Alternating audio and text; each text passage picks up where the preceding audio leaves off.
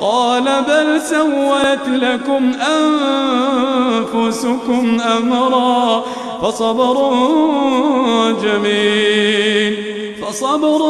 جميل عسى الله أن يأتيني بهم جميعا إنه هو العليم الحكيم.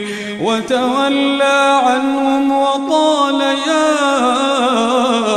أسفا على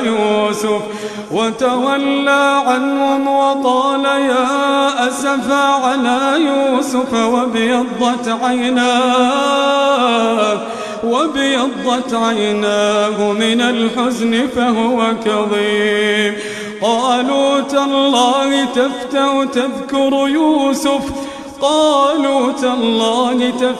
تذكر يوسف